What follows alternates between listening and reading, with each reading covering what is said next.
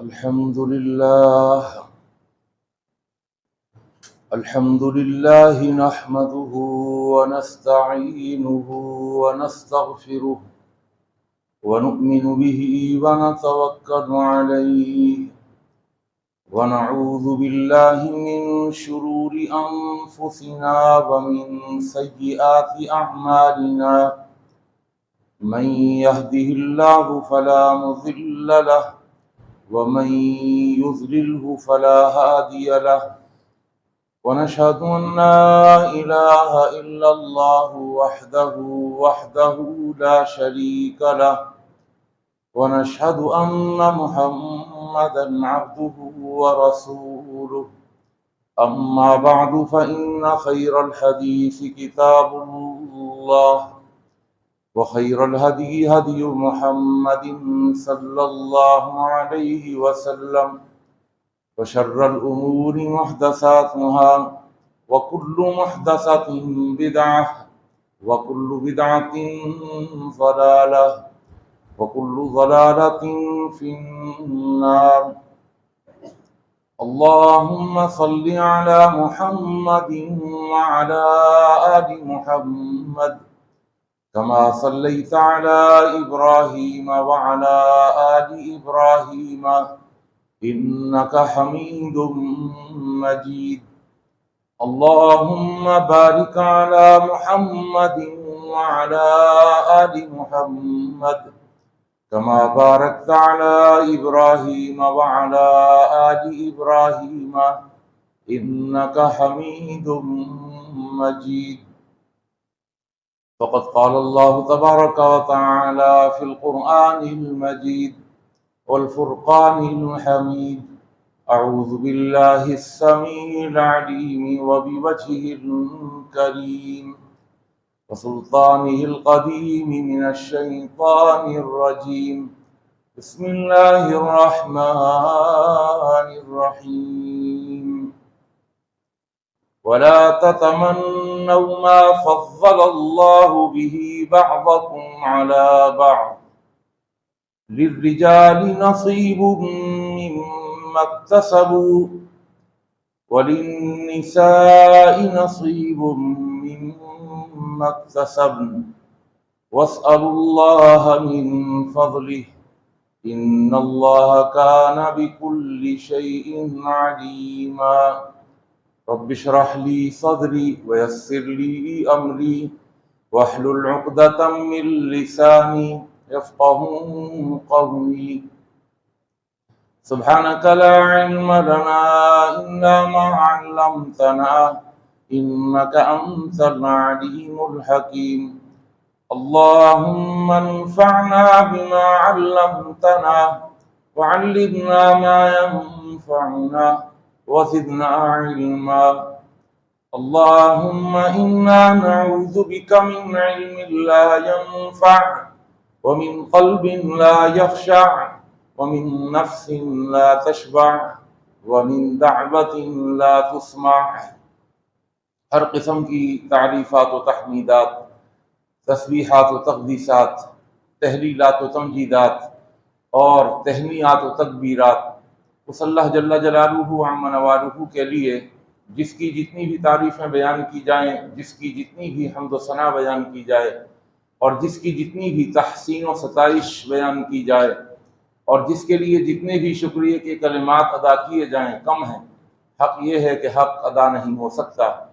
حمد و ثنا کے بعد درود و سلام نازل ہوں دونوں جہانوں کے سردار پیغمبر آخر الزماں حضرت محمد مصطفیٰ صلی اللہ تعالی علیہ وآلہ وسلم کی ذات اقدس پر، جسد اقدس پر، روح اقدس پر، بے شمار بے حد و حساب ان گنت لا تعداد کہ جنہیں اللہ تعالیٰ نے ساری کائنات کے لیے رہبر، رہنما اور تمام جہان والوں کے لیے رحمت بنا کے بھیجا ہے۔ مختصر سی حمد و صلات کے بعد قرآن مجید کا 5واں پارہ، چوتھی سورت، سورہ نساء کی آیت نمبر 32 آپ کے سامنے تلاوت کی ہے۔ اللہ تعالیٰ سے دعا ہے اللہ مجھے اور آپ کو، ہم سب کو قرآن مجید کا صحیح فہم اور قرآن مجید کی صحیح سمجھ عطا فرما دے۔ اور جمعے کی وساطت سے میں اور آپ جو بھی قرآن و حدیث کی باتیں اور نصیحتیں سنتے اور سناتے ہیں، اللہ ہمیں ان پر اخلاص کے ساتھ عمل پیرا ہونے کی بھی توفیق عطا فرما دے۔ فرمایا وَلَا تَتَمَنَّوْا مَا فَضَّلَ اللَّهُ بِهِ بَعْضَكُمْ عَلَى بَعْضٍ، اور تم تمنا نہ کرو، آرزو نہ کرو، تمہیں یہ حسرت نہیں ہونی چاہیے،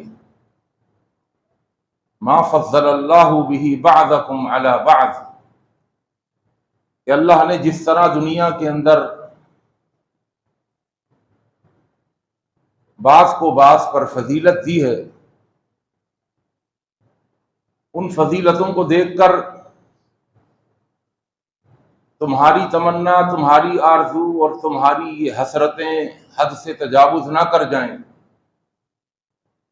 کہ سامنے والے کے پاس جو نعمت ہے وہ مجھے کیوں نہیں ملی،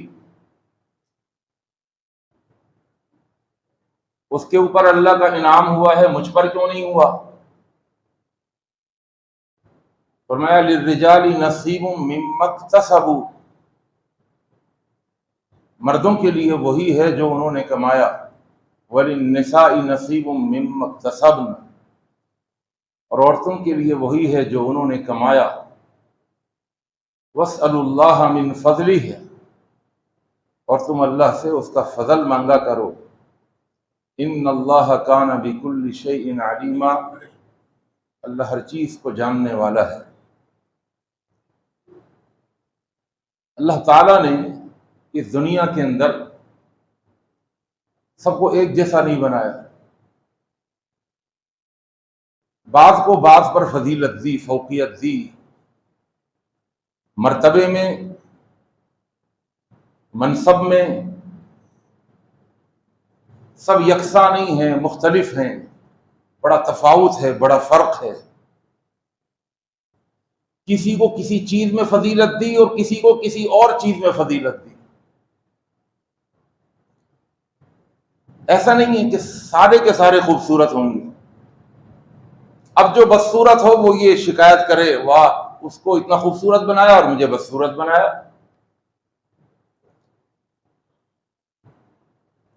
اللہ نے کسی کو عقل، سمجھ، ذہانت، ذکاوت، فطانت، سمجھداری، شعور، آگاہی اللہ نے زیادہ دی ہے، کسی کو اللہ نے عقل میں، سمجھ میں اس سے بہت کمتر بنایا ہے، کسی کو کمترین بنایا ہے، کسی کو اللہ نے صحت دی، بہت اچھی صحت دی، کسی کو اللہ نے وہ صحت نہیں دی، کسی کو اللہ نے بہت اچھا قد دیا، کسی کو اللہ نے وہ قد، وہ کاٹھ نہیں دی، وہ کوتاہ قد ہے، اس کا قد اتنا نہیں ہے، اس کی ہائٹ اچھی نہیں ہے، کوئی سرخ اور سفید ہے اور کوئی بالکل کالا ہے، کوئی بہت بڑا، بہت مال و دولت رکھنے والا ہے اور کوئی غریب ہے۔ تو یہ تفاوت، یہ فرق ہمیں جگہ جگہ پر نظر آئے گا۔ اسی تفاوت اور اسی فرق کی وجہ سے شیطان ایک بہت بڑا حملہ کرتا ہے انسانوں کے اوپر، اور انسان کو اللہ کا ناشکرہ بنا دیتا ہے۔ اللہ اکبر۔ اس میں اس اللہ کی کیا حکمتیں ہیں کہ اللہ کو ہی پتہ ہے۔ اچھا ایسا نہیں ہے کہ ہمیں ایک چیز میں اللہ نے اگر کمتر رکھا ہے تو سامنے والے کو کسی بھی چیز میں کمتر نہیں رکھا۔ آپ اپنی آنکھوں سے مشاہدہ کرتے ہیں کہ جس کو اللہ نے طاقت دی، جس کو قوت دی، وہ ایک من چاولوں کا کٹا اپنی کمر پہ اٹھا سکتا ہے، اسے خرید نہیں سکتا۔ اٹھا تو سکتا ہے لیکن اسے خرید نہیں سکتا، اور جو خرید سکتا ہے وہ اس کو اٹھا نہیں سکتا۔ یہ اللہ نے ایک نظام بنایا ہے، ایک سسٹم بنایا ہے۔ معیشت کے اندر بھی کوئی کہہ سکتا ہے کہ یار اللہ نے سب کو برابر کیوں نہیں دے دیا، سب کو ایک جیسا کیوں نہیں دے دیا؟ اللہ نے قرآن میں اس کا جواب دیا ہے، سورہ زخرف کے اندر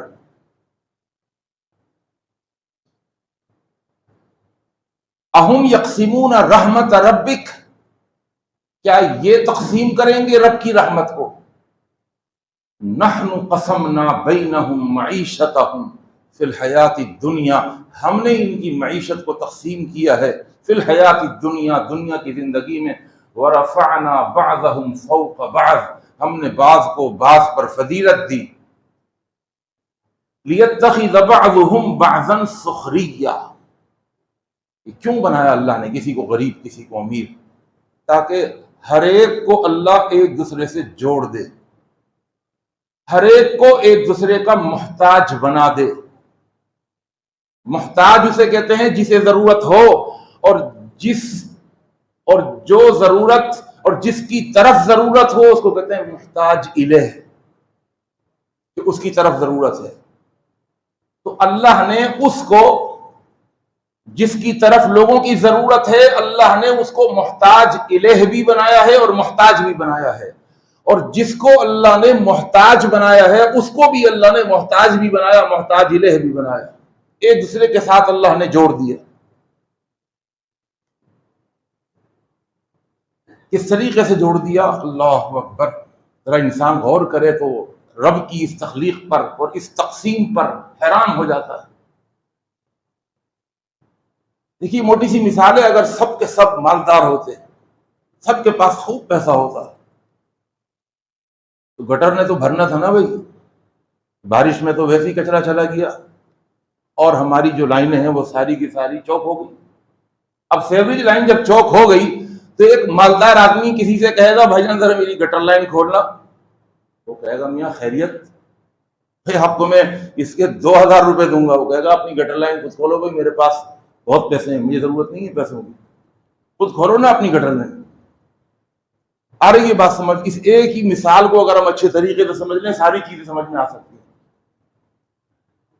اللہ نے اس کو اگر 2000 لینے کا، ایک بھنگی کو، ایک صفائی کرنے والے کو، ایک گٹر لائن کو کلیئر کرنے والے کو اگر اللہ نے ہمارا محتاج بنایا ہے، تو اللہ نے اس کو محتاج بنایا ہمارا، اور ہمیں محتاج بنایا اس کا۔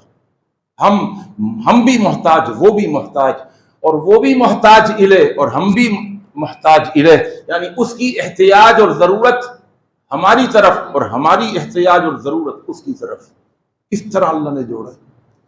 اگر سب کو اللہ سائنسدان بنا دیتا، یہ سارے سائنٹسٹ بڑے بڑے تجربات کرتے، تجربہ گاہوں کے اندر، کھاتے کہاں سے؟ خود بخود روٹی آ جاتی ان کے پاس پک کر؟ نہیں، اللہ نے ہر ایک کو سائنسدان نہیں بنایا، اللہ نے ہر ایک کو وہ علم نہیں دیا جو اللہ نے ان کو دیا ہے۔ ہاں اللہ نے ان کی ضرورت کو ان کے ساتھ جوڑ دیا، اور ان کی ضرورت، کن کی ضرورت؟ جو کسانوں کے اندر، جو کسان زمینوں کے اندر ہل چلا رہے ہیں، جو مزدور مزدوریاں کر رہا ہے، محنت کر رہا ہے، دانا بیج رہا ہے، اس کو پانی لگا رہا ہے، اس کی فصل تیار کر رہا ہے، اس کی فصل کی کٹائی کر رہا ہے، تو اللہ نے اس کو بھی جوڑ دیا اس کے ساتھ، اور ایک سائنٹسٹ کو بھی اللہ نے جوڑ دیا ایک کسان کے ساتھ۔ ورنہ تو وہ سائنٹسٹ تجربہ گاہ سے نکل کر سیدھا زمین کا رخ کرے گا، چلو بھائی اب میں ہل بھی چلا لوں، ایسا نہیں کیا۔ یعنی بڑے خوبصورت انداز میں اللہ نے ایک کی ضرورت کو دوسری کی ضرورت کے ساتھ جوڑ دیا۔ یہ اس آیت کا مفہوم ہے۔ فرمایا کسی کی فضیلت کو دیکھ کر، کسی کی فوقیت کو دیکھ کر، کسی کے منصب کو دیکھ کر، کسی کی دولت کو دیکھ کر، کسی کی خوبصورتی کو دیکھ کر یہ تمنا ہی نہیں کیا کرو یہ ہمیں کیوں نہیں ملا۔ تمہیں تمہارے نصیب کا جو تھا وہ ملا ہے، تمہیں جو خوبیاں اللہ نے مناسب سمجھی وہ تمہیں دی ہیں، جو صلاحیتیں اللہ نے تمہیں دینا چاہی اور مناسب سمجھی وہ تمہیں دی ہیں، ان کو جو اللہ نے صلاحیتیں، توانائیاں اور طاقتیں اللہ نے ان کو دینا مناسب سمجھی ان کو دی۔ للرجال نصیب مما اکتسبوا وللنساء نصیب مما اکتسبن واسألوا اللہ من فضلہ۔ ایک چیز کا اللہ نے حکم دے دیا، یعنی اللہ نے اس طریقے سے، بہت خوبصورت بات ہے اللہ کی اس قرآن مجید کی اس آیت کے اندر، اللہ نے ایک طریقے سے عدل کے ساتھ بھی کام کیا ہے۔ عدل کا مطلب یہ ہے کہ اگر ان کی خوبیاں اگر اٹھائی جائیں اور سامنے والی کی خوبیاں اٹھائی جائیں، ایک جگہ جا کر تقریباً برابر سرابر ہو جائیں گی۔ اس کے اندر بھی کچھ کوتاہی ہیں، اس کے اندر بھی کچھ کوتاہی ہیں، لیکن اللہ نے اس کی کوتاہیوں اور اس کی کمزوریوں کو اس کی طاقتوں اور قوتوں سے ختم کیا، اور اللہ نے اس کی کوتاہیوں کو اور اس کی کمیوں کو اور اس کے قصوروں کو اللہ نے سامنے والے سے کم کر دیا اور ختم کر دیا۔ اس طرح اللہ نے جوڑا ہے، یہ اللہ کا عدل ہے۔ کرنا کیا چاہیے؟ فرمایا وَاسْأَلُوا اللَّهَ مِنْ فَضْلِهِ، بس اللہ سے فضل مانگا کرو، اللہ سے اس کا فضل مانگا کرو۔ فضل کہتے ہیں عدل سے بڑھ کر دینا۔ کچھ صلاحیتیں ایسی ہیں کہ اللہ نے وہ صلاحیتیں اس کے اندر پیدا کر دی ہیں، لیکن ان صلاحیتوں کو اختیار کرنا، ان پر محنت کرنا اور ان صلاحیتوں کے ذریعے سے فضیلت حاصل کرنا، یہ اللہ نے انسان پر چھوڑ دیا۔ فرمایا لیس للانسان الا ما سعى، اللہ کا قرآن کہتا ہے انسان کے لیے نہیں ہے مگر وہی جس کے لیے اس نے کوشش کی۔ وَأَنَّ سَعْيَهُ سَوْفَ يُرَىٰ، اور اس کی سعی، اس کی کوشش، اس کی محنت اس کو عنقریب دکھا دی جاتی ہے۔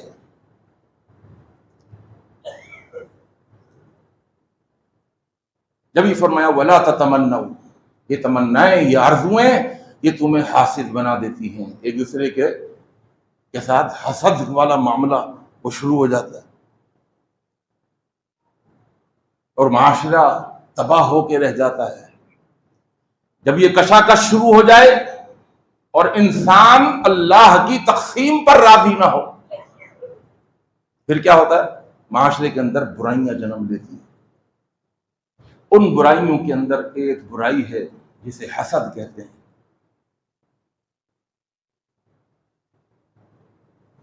میں انشاءاللہ آج کی جمعے کی نشست میں، آئندہ جمعے کی نشست میں حسد سے متعلق کچھ گفتگو قرآن و حدیث سے آپ کے سامنے رکھوں گا، اس امید پر کہ آپ توجہ فرمائیں گے۔ اس آیت کا ترجمہ اور مختصر سی تشریح میں نے آپ کے سامنے کر دی۔ فرمایا گا یہ جو تمنائیں تم کرتے ہو نا، ایک وقت آئے گا تم کہو گے ہم نے یہ تمنائیں غلط کی تھیں۔ اللہ کہتا دنیا میں ہی کہو گے ہم نے یہ تمنائیں غلط کی تھیں۔ کہ آج ایسا ہے، آج بھی ہم نے اپنی کانوں سے سنا ہے اور آنکھوں سے دیکھتے ہیں کہ لوگ جب مال و دولت کے پیچھے لگ جاتے ہیں کہ بس کسی طرح کسی بھی طریقے سے آ جائے، ہمیں جان جوکھوں میں ڈالنی پڑے، ہمیں راتوں کو جاگنا پڑے، نائٹ لگانی پڑے، جائز طریقے سے ناجائز طریقے سے کسی بھی طریقے سے دھوکہ دے کر ہم نے بس مال کو حاصل کرنا ہے، اپنی جان کی پرواہ نہیں کرتے، اپنی آرام کی پرواہ نہیں کرتے، کھانے کی پرواہ نہیں کرتے، اور بس لگے ہوئے ہیں حصول مال کے لیے۔ تو پھر ہوتا کیا ہے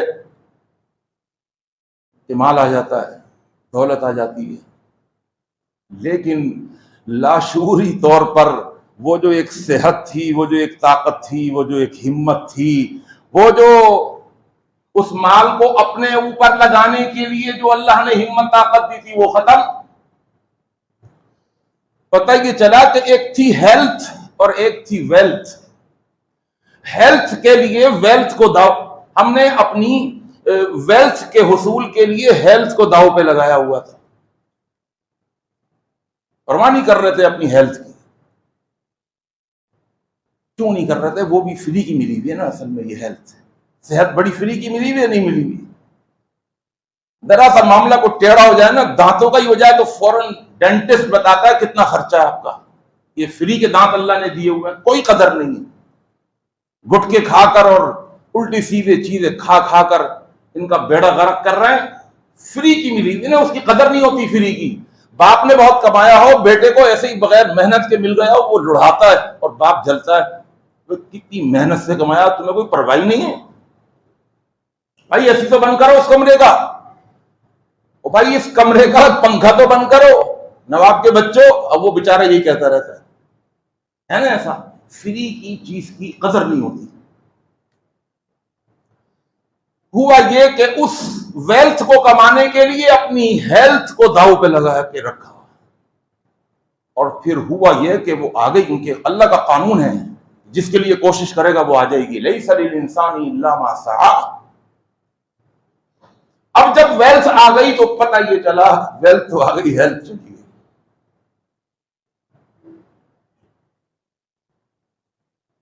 اب چنے تو آ گئے لیکن اب دانت نہیں رہے۔ پہلے تو دانت تھے نا، چنے نہیں تھے۔ مصیبت یہ تھی چنے چاہیے بھائی۔ اب جب چنوں کے حصول کے لیے اتنی محنت، اتنی تک تو نہ آرام کا خیال، نہ نیند کا خیال، نہ کھانے پینے کا ٹائم کا خیال، بس لگے ہوئے ہیں، جتے ہوئے ہیں کسی طرح چنے آ جائیں۔ جب چنے آئے تو پتہ چلا دانت ہل رہے ہیں، نہیں کھا سکتے۔ اب اس کھوئی ہوئی ہیلتھ کو دوبارہ حاصل کرنے کے لیے یہ ویلتھ دوبارہ خرچ کرتا ہے۔ اب جاتا ہے ڈاکٹروں کے پاس، بھائی کیا چاہیے؟ صحت چاہیے، علاج چاہیے، اور پھر زندگی ایسی ہی پوری ہو جاتی ہے۔ اللہ اکبر۔ اللہ کا قرآن کیا کہتا ہے؟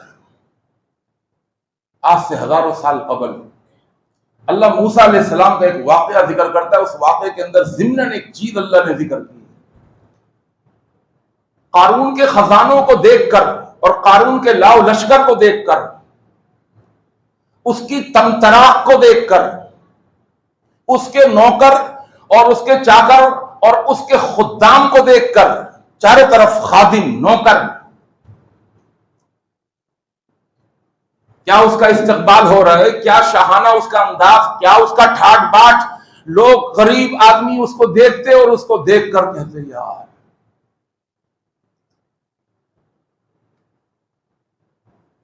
اللہ کا قرآن کیا کہتا ہے؟ ان کے پھر اندر سے آواز آتی تھی، اللہ ہم کو بھی دیتا نا، اتنا اتنا اس کو دیا ہوا، ہمیں تو نہیں دیا ہوا اللہ نے۔ کاش ہمارے پاس بھی ایسا مال ہوتا، کاش ہمارے بھی ایسے نوکر ہوتے، کاش ہمارے پاس بھی اتنی دولت ہوتی، اتنے خزانے کے۔ اللہ کا قرآن کہتا ہے وَآتَيْنَاهُ مِنَ الْكُنُوزِ مَا إِنَّ مَفَاتِحَهُ لَتَنُوءُ بِالْعُصْبَةِ أُولِي الْقُوَّةِ۔ أُولِي الْقُوَّةِ، ایک طاقتور جماعت اونٹوں کی اس کے خزانوں کی کنجیوں کو اٹھایا کرتی تھی۔ وہ خزانے تو رکھے ہوئے ہیں، صرف اس کی چابیاں اتنی ہیں، اس کے رجسٹر اتنے ہیں، اس کے حساب و کتاب اتنے ہیں، ایک پورا سسٹم تھا۔ وہ اپنی شاہانہ تمطراق کے ساتھ وہ اپنے ان خزانوں کے ساتھ چلا کرتا تھا۔ اذ قال له قومه لا تفرح ان اللہ لا يحب الفرحین۔ اور کچھ لوگ کہا کرتے تھے کاش ہمیں بھی، ہمارے پاس بھی تو اتنا مال ہوتا نا۔ اللہ کا قرآن کیا کہتا ہے کہ جب ہم نے قارون کو اور اس کے ساتھیوں کو زمین میں دھسایا انہی غریبوں کی آنکھوں کے سامنے، فَخَسَفْنَا بِهِ وَبِدَارِهِ الْأَرْضِ، اس کے گھر کو، اس کے مکان کو، اس کے محل کو، اس کی عالیشان کوٹھی کو، اس کے خزانوں کو، اس کے ساتھیوں کو۔ ساتھیوں کا ذکر قرآن میں نہیں آتا لیکن انجیل میں، تلمود میں اس کا ذکر آتا ہے۔ تقریباً 250 افراد تھے اس کے ساتھ، 250 افراد، اور وہ بھی اس کے وزیر مشیر، اور وہ بھی پیسوں کے اندر مگن۔ سرداروں کی ایک جماعت تھی، پیسے والوں کی ایک جماعت تھی جو ایک ساتھ رہا کرتی تھی۔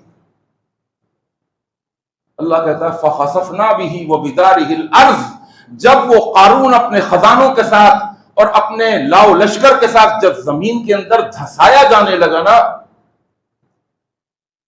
تو اب وہ غریب کیا کہنے لگے، وَيْكَأَنَّ اللَّهَ، ارے بے وقوف تھے ہم تو، اب پتہ چلا وَيْكَأَنَّ اللَّهَ يَبْسُطُ الرِّزْقَ لِمَن يَشَاءُ وَيَقْدِرُ، یہ تو اللہ کے معاملے ہیں، اللہ کسی کو رزق بڑھا کے دیتا ہے، کسی کو کم دیتا ہے۔ اب آگے الفاظ سنیے گا ان کے، اللہ نے اس کو قرآن بنا دیا۔ ان غریبوں کے وہ الفاظ جب دھستا ہوا دیکھ رہے تھے تو کیا کہنے لگے، لولا امن اللہ علینا، اگر آج اللہ کا ہم پر احسان نہ ہوتا، لخسف بنا، تو آج ہم بھی اس کے ساتھ دفن ہو جاتے، زمین میں دھسا دیے جاتے۔ لخسف بنا وَيْكَأَنَّهُ لَا يُفْلِحُ الْكَافِرُونَ۔ اب تمنا ہے ان کی، لولا امن اللہ علینا، آپ کہتے ہیں اللہ کا احسان تھا کہ اللہ نے ہمیں غریب بنا کے رکھا، یہ اللہ کا احسان تھا کہ اللہ نے اس کے ساتھ ہمیں امیر بنا کے اس کے ساتھ جوڑ کے نہیں رکھا. ہم تو غریب ہی اچھے تھے بھائی، بچ گئے. یہ اللہ کا احسان ہے ہمارے اوپر. یہ اللہ کا قرآن کہتا ہے. اللہ اکبر. معاشرے کے اندر یہ جو بیماری ہے یہ بڑھتی جا رہی ہے. ایک دوسرے کے ساتھ حسد، جلن، کپٹ، بغض، عداوت، اندر ہی اندر. باہر ملتے ہیں ایسے اوہو جسے ان سے زیادہ چاہنے والا کوئی نہیں ہے، اور اندر سے کپٹ بھرا ہوا ہے، غصہ بھرا ہوا ہے، جلن بھری ہوئی ہے. اللہ اکبر. قرآن مجید میں اللہ تعالیٰ نے ایک اور مقام پہ فرمایا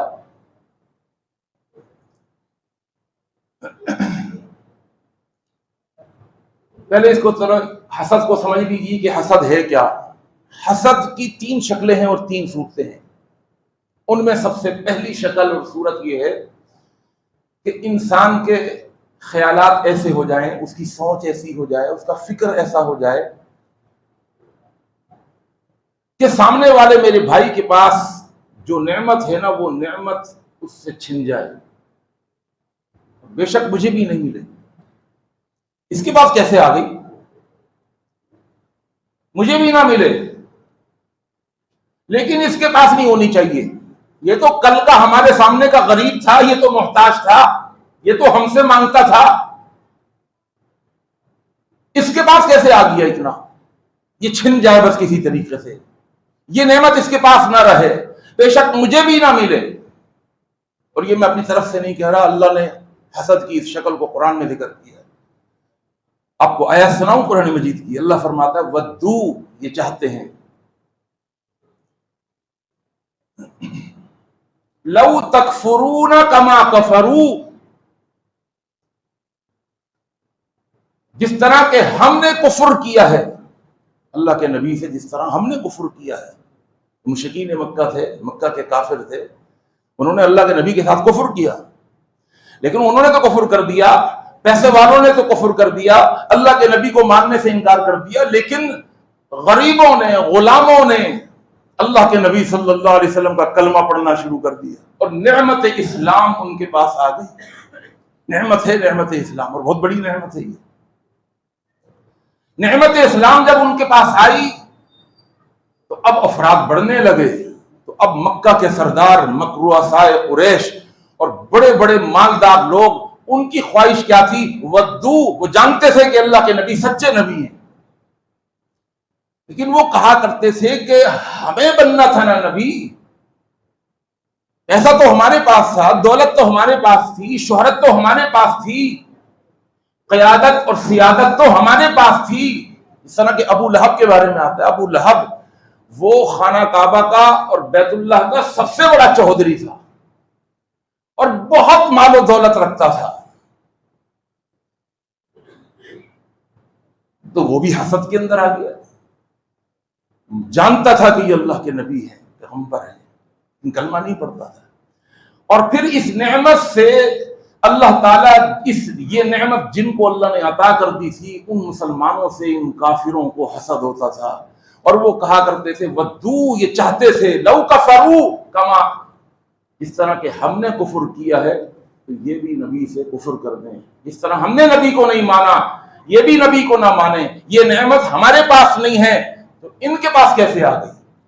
ودو لو تکفرون کما کفروا فتکونون سواء، تاکہ ہم اور یہ برابر ہو جائیں. کس چیز میں برابر ہو جائیں؟ نعمت کے نہ ملنے پر. ہمارے پاس نہیں تو ان کے پاس بھی نہیں، بس ہم اس پر راضی ہیں. اللہ اکبر. اور پھر وہ کیا کہا کرتے تھے؟ اللہ نے قرآن میں ذکر کیا ہے، وَكَذَلِكَ فَتَنَّا بَعْضَهُمْ بِبَعْضٍ، اللہ آزمائش میں ڈالتا ہے بعض کو بعض کے ساتھ، کسی کو دے کر کسی کو نہ دے کر. کیوں؟ لِيَقُولُوا، تاکہ وہ یہ کہیں أَهَؤُلَاءِ مَنَّ اللَّهُ عَلَيْهِمْ مِنْ بَيْنِنَا، کیا اللہ کو یہی فقیر مسکین نظر آئے تھے، ہم نظر نہیں آئے؟ اللہ کو مکے کا ایک یتیم تو نظر آ گیا، اللہ نے اس کو نبوت دے دی، کیا ہم نظر نہیں آئے تھے؟ اہل طائف کا بھی یہی کہنا تھا کہ ہم طائف کے بہت بڑے بڑے سردار ہیں، نبوت تمہیں کیسے مل گئی، مجھے کیوں نہیں مل گئی؟ ایک سردار نے یہ کہا تھا اللہ کے نبی سے، تمہارے پاس ایسے سبحات کے پر کون سے لگے ہوئے ہیں، کیا ہے تمہارے پاس جو تمہیں مل گئی اور مجھے نہیں ملی؟ اور ایک مقام پہ اللہ کا قرآن کہتا ہے وقال الذین کفروا، وہ یہ کہا کرتے تھے لو کان خیرا ما سبقونا الیہ، اگر اس میں کوئی خیر ہوتی تو یہ ہم سے سبقت نہیں لے جاتے، یہ تو نعمت ہی نہیں ہے، اور چاہت یہ ہوتی تھی کہ کاش یہ بھی اس نعمت سے انکار کر دیں اور یہ اسلام سے پھر جائیں۔ اور اللہ کے نبی صلی اللہ علیہ وسلم بھی فرمایا کرتے تھے، اللہ نے قرآن میں فرمایا ولا اقول للذین تزدری اعینکم لن یأتیہم اللہ خیرا، یہ ہو ہی نہیں سکتا للذین کہ میں ان لوگوں کے بارے میں یوں کہہ دوں تزدری اعینکم جو تمہاری آنکھوں میں حقیر ہیں، ذلیل ہیں، لن یؤتیہم اللہ خیرا کہ اللہ ان کو خیر نہیں دے گا۔ کیسے ہو سکتا ہے؟ یہ تو اللہ کی تقسیم ہے، تم یہ کہتے ہو کہ اللہ نے اس کو پہلے خیر نہیں دی تھی اب کیسے دے دی؟ اللہ کی مرضی ہے، اللہ نے کل کے غریب کو آج امیر بنا دیا، اللہ کی مرضی ہے۔ کل ایک بچہ تھا، اس کی کوئی وقعت نہیں تھی، کوئی عزت نہیں تھی، آج وہ معاشرے کے اندر بہت عزت رکھنے والا ہو گیا۔ ان کے ہاں یہ ایک ضابطہ تھا، وہ کہا کرتے تھے جس کو دنیا نہیں ملی اس کو کچھ بھی نہیں ملنا چاہیے، اس کو دین کیسے مل گیا؟ اللہ اعلم بما فی انفسہم۔ تو حسد کی دوسری شکل اور دوسری صورت یہ ہے، یہ پہلی شکل تو میں نے بتا دی کہ اس کو بھی نہ ملے اور بے شک مجھے بھی نہ ملے، یہ بدترین شکل ہے حسد کی، اللہ ہم کو بچائے، بدترین شکل، نہ تیرا نہ میرا۔ اس طرح ایک ہوتا ہے نا بہت ہی زیادہ ڈھیٹ قسم کا، کیلے اس کے بالکل نرم ہونا شروع ہو گئے اور وہ کہتا ہے اسی دام بیچوں گا ورنہ پھینک دوں گا لیکن اس سے ریٹ نیچے نہیں کروں گا۔ بیوقوف ہے، اپنا بھی نقصان، نہ تجھے دوں گا نہ میں فائدہ اٹھاؤں گا نہ تجھے فائدہ اٹھانے دوں گا۔ بیوقوف ہوتا ہے، اپنا نقصان کرتا ہے۔ حسد کی دوسری شکل، انسان کی سوچ یہ ہو کہ سامنے والے کے پاس جو نعمت ہے وہ نعمت اس سے چھن جائے اور وہی نعمت مجھے مل جائے، یہ بھی حسد ہے۔ اور یہ بھی ایک بہت برا حسد ہے، لیکن پہلے حسد کے مقابلے میں برائی میں کمتر ہے۔ پہلے حسد میں تو کسی کو بھی نہیں مل رہا تھا، کسی کو بھی فائدہ نہیں ہو رہا، چلو کم از کم اس میں اس کی سوچ یہ ہے کہ مجھے فائدہ ہو جائے، چلو اپنا تو فائدہ سوچتا ہے، اس کو فائدہ ہوتا نہیں ہے۔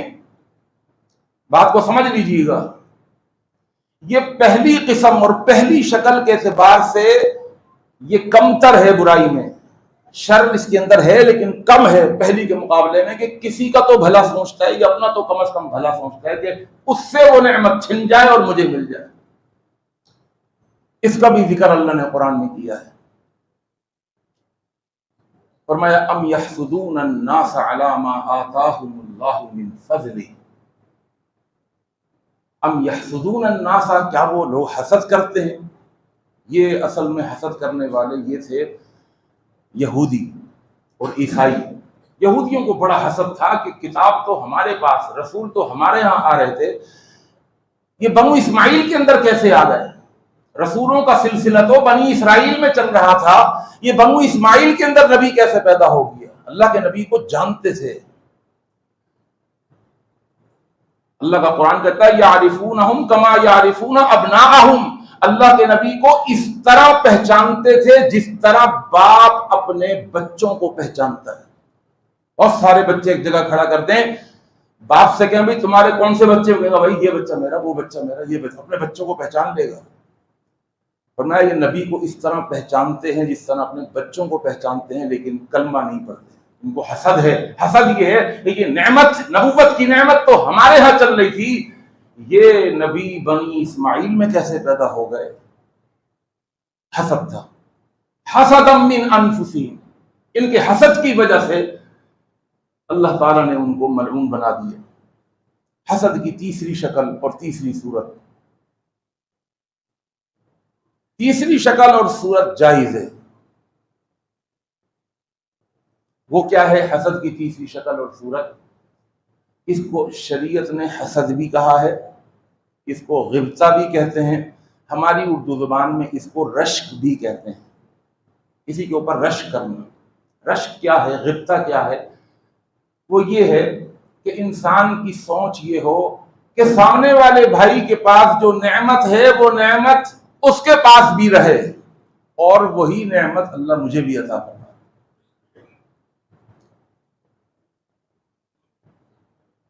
اس کو غبطہ بھی کہتے ہیں، اس کو شریعت نے حسد بھی کہا ہے، یہ جائز حسد ہے۔ آپ سامنے والے کے بارے میں یہ منفی سوچ نہیں رکھتے کہ اس سے یہ نعمت چھن جائے، وہ کہتا ہے اللہ تجھے اور دے اور اللہ مجھے بھی دے یہ نعمت۔ یہ حسد کرنا جائز ہے۔ اللہ کے نبی صلی اللہ علیہ وسلم کی حدیث ہے بخاری کی، فرمایا لا حسد الا فی اثنین، دو آدمیوں سے خوب حسد کرو۔ کون سا والا حسد؟ تیسرا والا حسد۔ دو قسم کے لوگوں سے حسد کرو۔ یہ تیسرا والا حسد جسے رشک کہتے ہیں۔ نمبر ایک، وہ آدمی رجل آتاہ اللہ مالا، جس کو اللہ نے مال دیا،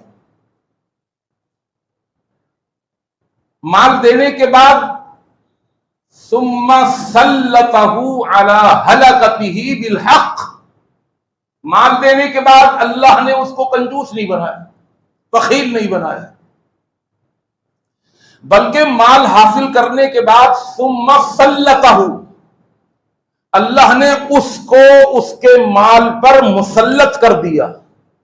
ایک ہوتا ہے مال و دولت کا مالدار کے اوپر مسلط ہو جانا، اور ایک ہے مالدار کا اپنے مال و دولت کے اوپر مسلط ہو جانا۔ ہولڈ اس کا ہے اپنے مال کے اوپر، اپنی دولت کے اوپر۔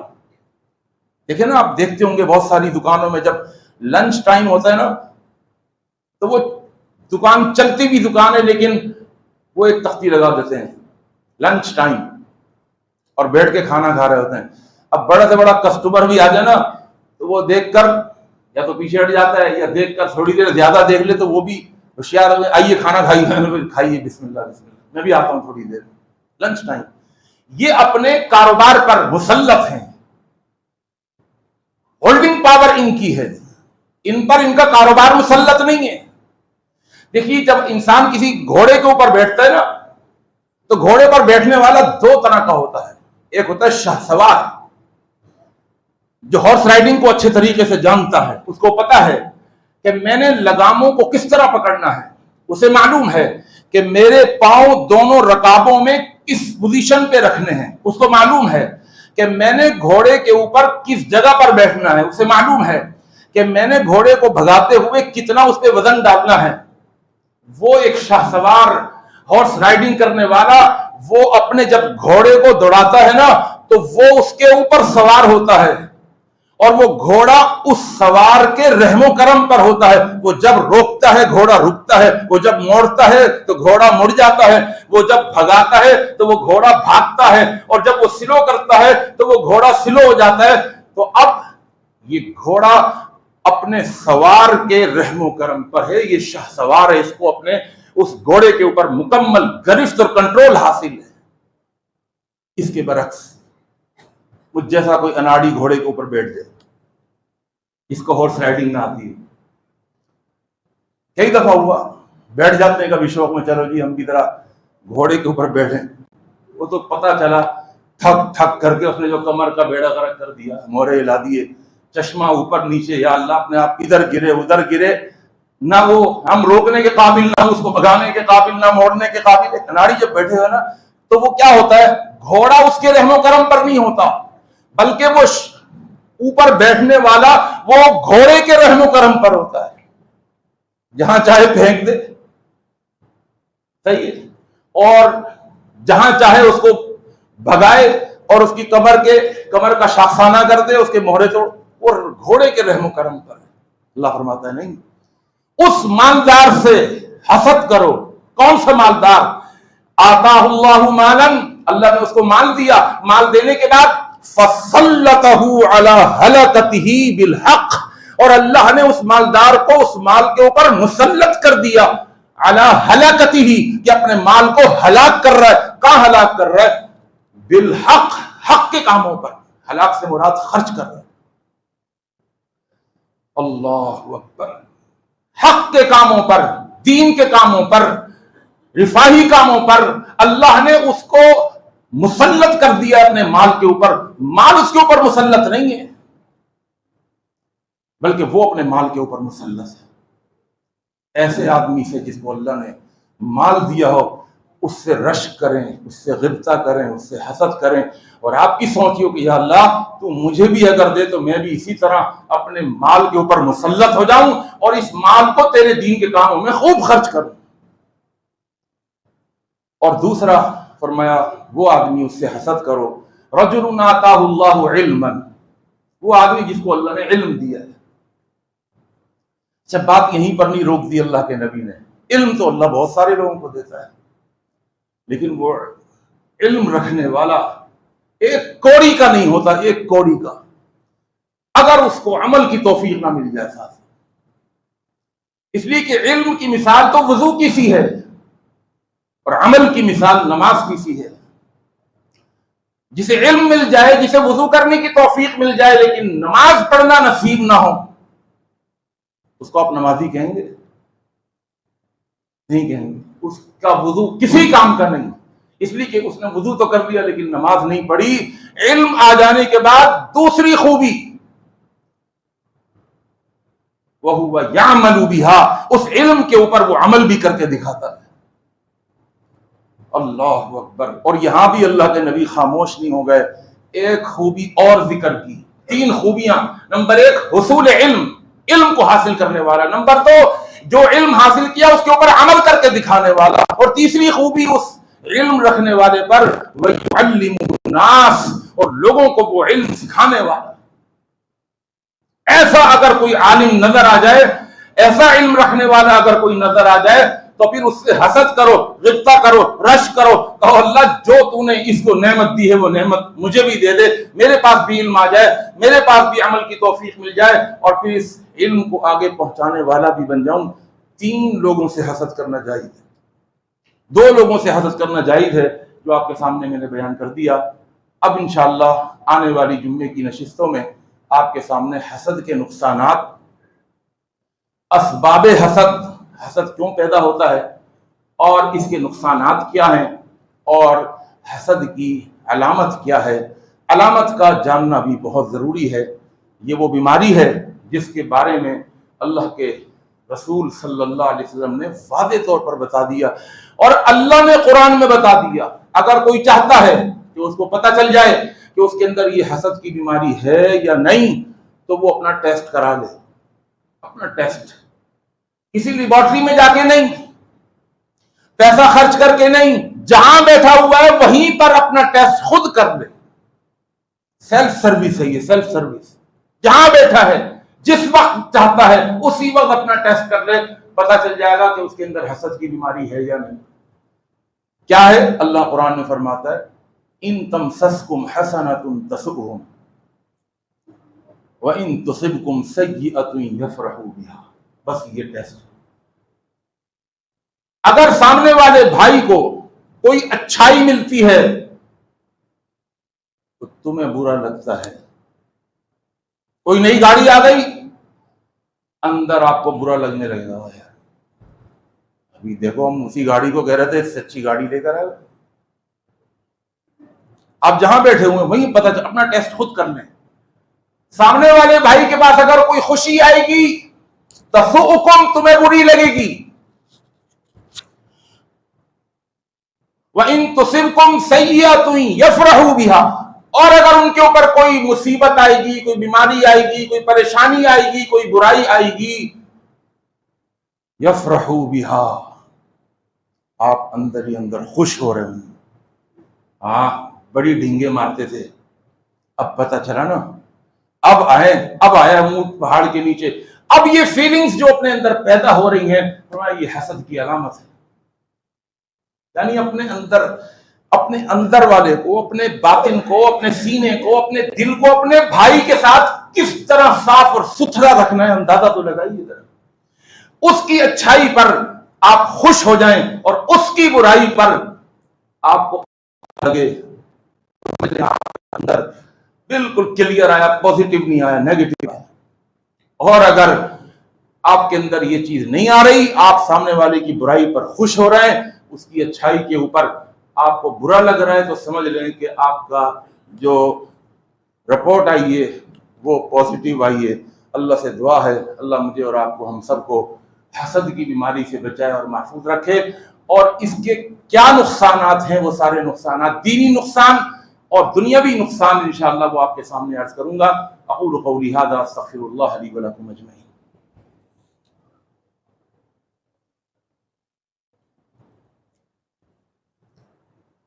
الحمد للہ نحمده ونستعینه ونستغفره ونؤمن به ونتوکل علیہ ونعوذ باللہ من شرور انفسنا ومن سیئات اعمالنا، من يهده الله فلا مضل له ومن يضلل فلا هادی له، ونشهد ان لا الہ الا اللہ وحدہ لا شریک له، ونشهد ان محمدا عبدہ ورسولہ۔ کوشش کیجیے جو ہمارے ساتھی جمعے میں درمیان جمعہ میں آتے ہیں یا آخر میں آتے ہیں، وہ وقت کا خیال کریں اور وہ پہلے آنے کی کوشش کریں، انشاءاللہ اس سے بہت زیادہ فائدہ ہوگا۔ آخر میں آ کر صرف 2-3 باتیں سن لینا، وہ 2-3 باتیں وہ شروع سے متعلق ہیں، وہ شروع سے کسی بات کو نہ سننا اور آخر میں 2 باتیں سن لینا، یہ سمجھداری کی علامت نہیں ہے، اور اس سے آپ زیادہ فائدہ نہیں اٹھا سکتے۔ زیادہ فائدہ اٹھانے کے لیے ضروری ہے کہ آپ جمعے کا خطبہ شروع سے آخر تک سنیں اور اپنے بچوں کو سنوائیں۔ میں پہلے بھی کہہ چکا ہوں اور میں بار بار کہتا ہوں کہ بے شک آپ کو میرے اس کہنے پر آپ مجھے اچھا نہیں سمجھیں گے، مجھے معلوم ہے، آپ مجھے پڑھا لکھا جاہل بھی کہہ سکتے ہیں اندر ہی اندر، ادب احترام میں نہیں کہیں گے لیکن سوچیں گے۔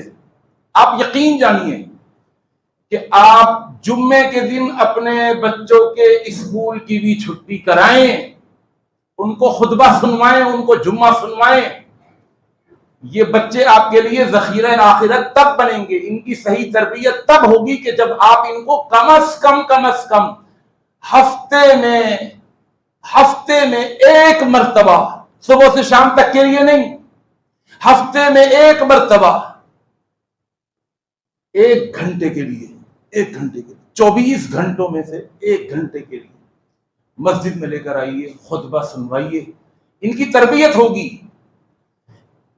اور آج کے دور میں جتنی تیزی کے ساتھ ہمارا معاشرہ تباہی اور بربادی کی طرف جا رہا ہے، اور ہمارے بچے تباہ اور برباد ہو رہے ہیں، ماں باپ کے نافرمان ہو رہے ہیں، اور کس طریقے سے ان کے ذہن خراب کیے جا رہے ہیں، اگر آپ نے ہفتے میں اپنے بچوں کو 1 گھنٹہ نہیں دیا، ہماری مجبوری ہے کہ جمعے کے دن چھٹی نہیں ہے، اتوار کی چھٹی ہے، چھٹی کرائیں بھائی، کو قیامت نہیں آ جائے گی اسکول کے اندر اگر 1 دن کی ہفتے کی چھٹی ہو جائے گی۔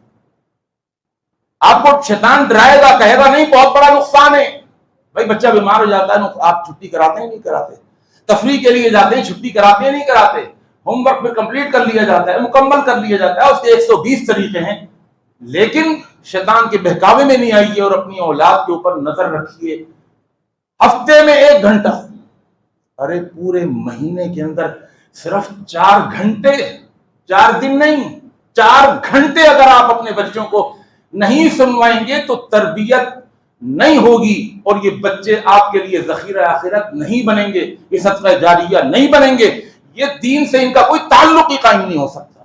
اگر آپ چاہتے ہیں کہ ہمارے بچے دین سے جڑ جائیں، ان کو جمعوں میں ضرور لائیں، اور اگر ہمت ہے، حوصلہ ہے، اور اگر کر سکتے ہیں تو اپنی بیویوں کو بھی، خواتین کو بھی لے کر آئیے کہ جمعہ میں نے بھی سننا ہے اور تم نے بھی سننا ہے۔ اس ماحول کو بنائیے۔ اللہ تعالیٰ سے دعا ہے اللہ مجھے اور آپ کو، ہم سب کو نیک سمجھ عطا فرما دے۔ اللہم انصر من نصر دین محمد صلی اللہ علیہ وسلم واجعلنا منہ، واخذل من خذل دین محمد صلی اللہ علیہ وسلم